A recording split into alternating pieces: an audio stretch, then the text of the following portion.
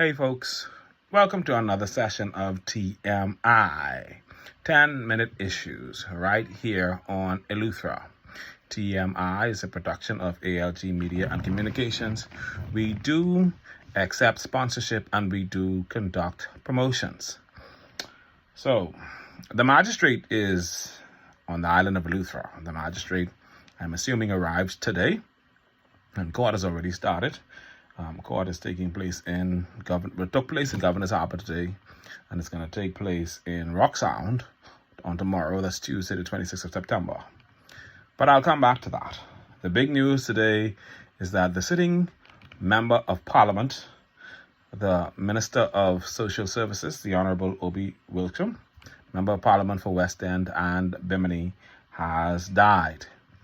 He was also a broadcasting extraordinaire, and that is actually how I got to know of him as a kid, because I got used to hearing his name on the radio, really primarily ZNS 40 years ago, yeah. So I became sort of attached to listening to him doing his thing. Of course, as an adult, my friend Joshua Rule and myself, we were young boys in South Andres, and we ended up meeting 𝐒𝐤𝐬𝐬𝐬𝐬 on the campaign trail many years ago, 1997, and we had an encounter with him. That was not all that good, not that I hold him entirely responsible, but they say it is not good to speak ill of the dead, and so especially after their demise, and so I wouldn't do that. I will say this, that I believe that 𝐒𝐤𝐬𝐬𝐬𝐬𝐬 did an excellent job representing his constituencies and representing the people of the Bahamas, and I dare say that we must give him the accolades and acknowledge him for the role that he played in establishing and promoting the Bahamas and the Bahamian government. I extend sincere condolences to his family members and all those who knew and loved him, and I pray that God would give them comfort in this most difficult time. Of course, Minister Wilscomb's passing means that there are a number of things that have to take place. For example, a new Minister of Social Services will have to be installed. Someone else will have to take over all of his ministerial portfolios. And then, of course, a by-election will take place in West End and Bimini, because this area requires representation. And I'll say this to West End and Bimini. West End and Bimini, this is your time. Get all that you can get, and get it now. Get it while the getting is good. The entire force of the government will be at your fingertips and at your disposal. So whatever you need, this is the time to get it. Whatever you need to get it done now. This is a once-in-a-lifetime opportunity. The FNM and COI, you could cut your teeth and practice in this by-election, but the PLP can take this one, because West End and Bimini are generally PLP strongholds, and I do not see, particularly West End, I do not see the PLP losing that seat at this particular time. Of course, anything could happen, but I'll say to you, COI and FNM, you can put in the work, do what you got to do, practice for the general election.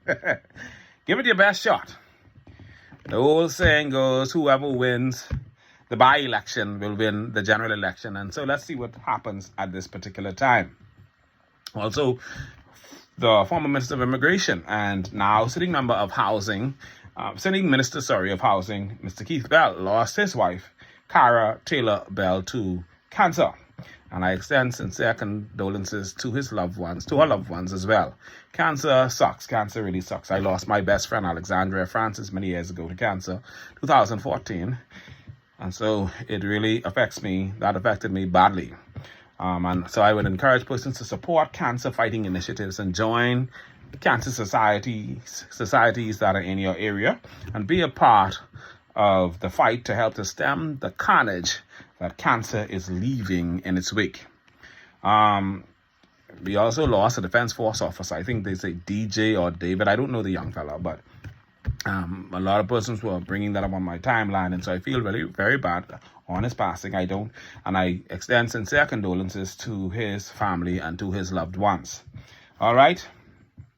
So let's continue to keep our law enforcement officers in prayer. BPL has been going crazy on the light bills. And so I don't know what's going on. A lot of persons are complaining about these light bills and repairs. Power outages don't affect how high your light bill is. BPL still taking their money, but some people feel like they're taking more than what is theirs. And so something has to be done. People are hurting. People are really going through, and these light bills are really rough. I'll say this, the South 𝐈𝐬𝐬𝐬𝐿𝐬𝐬 District Council is going to be holding a public meeting on Thursday, September 28th at the Green Castle Primary School. I believe that's around 6 p.m., 7 p.m. thereabout. I need to get the time down back. And so I would encourage persons to go to that meeting. The Honorable Minister of Local Government, I think he got a different ministry now, but Minister 𝐒𝐤𝐬𝐿𝐬𝐻 will be at that meeting, and the heads of the government departments will be at that meeting. That's the Ministry of Works, the Police, Road Traffic, Social Services, National Insurance, the Department of Environmental Health, Ministry of Tourism. All of them should be there. And so whatever concerns you have, you can bring that, as well as this tribulation that you're going through as it relates to BPL. And of course, another concern with BPL is that their Rock Sound office has been closed for an inanimate amount of time. It's like it's closed indefinitely, and that is troubling for a lot of persons. I understand once it was broken into, and then they closed it, and then it was open briefly, and then they had to close it again because the place was full of mold and in disarray, and the workers could not work there. I was supposed to call BPL today to find out what's going on with that, but I forgot to call them. But you have a lot of persons who are not prepared to go to BOP to stand on the line to wait to pay their light bill, and there's a lot of persons who BOP tellers can't answer them to tell them why their light bill is so high. So of course that's a problem for us. So we need to get that fixed. I don't know how soon they're going to work on it, but please get that dealt with. I have been making some calls on my live phone, and I noticed my calls have been dropping to different people I call, and my calls get dropped. The other day I called a live, and my calls dropped about 3 or 4 times. That was on Friday, I think it was. And so if anybody else is experiencing this, please tell me about it, because I'm deeply concerned about that. The other day, somebody called me, called TMI, because they were concerned about some food being cooked in the administrator's office. They don't like food cooking in the administrator's office because it had the whole office smell like food. Now, I had to explain to them, listen, all administrator's office should have an area where staff are able to come together, where they can warm their food, where they can cook. But normally they would cook on the outside and then bring it inside to feed or do whatever they're doing. Most administrators' office have been modernized to that point. But I understand the person's concern. But of course, administrators' office, my biggest concern, please, if you can cook the food, make sure I give them a call. Sometimes I just be hungry. But you know, the person raised the concern, so I promised them I'd bring it, and I'm discussing that now. When y'all cook the food, make sure it smells good, but try to keep it in an enclosed area. And call me, 473-8566. Let me know my plate waiting on me. God is good, hallelujah, Jesus. All right, the magistrate is here. Court will be held, like I told you, court was held in Governor's Harbour today. It's going to be held in Governor's Harbour again on Friday.